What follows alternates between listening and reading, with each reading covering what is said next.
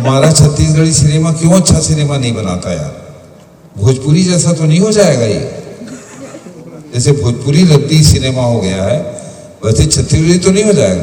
पर कुछ लोग बचा लेते हैं उसको, जैसे मनोज ने बचा लिया भूलन कांदा बना के, फिर सुखवा बना के बिगाड़ दिया। नहीं देखा मैंने, पर लोग नहीं सुखवा देखिए, मैं देखूंगा। पर लोग ये कह रहे हैं कि भूलन कांदा कमाल की फिल्म थी।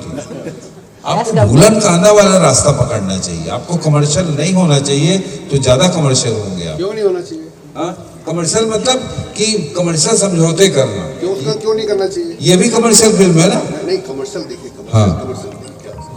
कमर्शियल और आर्ट फिल्म में लोग कंफ्यूज कीजिए। ये रियलिस्टिक फिल्म है, कुछ कमर्शियल फिल्म भी होती है।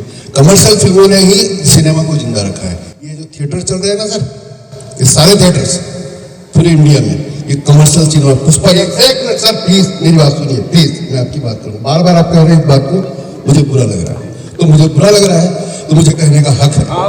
इन सारे सिनेमा को आप सिनेमा वाले को जाके पूछिए, इस सिनेमा को झुंडा करके रखा। ऐसी फिल्म बनती है, हमें खुशी होती है, हमको बहुत अच्छा लगता है, हम भी देखते हैं, हमको अच्छा लगा। मैंने से कहा कि मुझे तो लेंस ज्यादा नहीं लग रहा।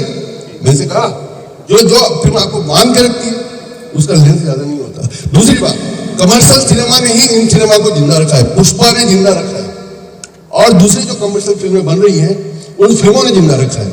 आपने छत्तीसगढ़ी फिल्में देखी नहीं है, एक दो फिल्में देख करके आप कुछ भी किसी इंडस्ट्री के बारे में अपनी राय नहीं व्यक्त कर सकते।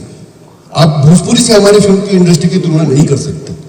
समझ रहे हैं? अच्छी तरह से समझ लीजिए इस बात को। अगर ये फिल्म लगी है, आज ये फिल्म अगर यहाँ लगी है तो उन कमर्शियल सिनेमास का बहुत बड़ा योगदान है जिन फिल्मों ने छत्तीसगढ़ी इंडस्ट्री को बचा के रखा।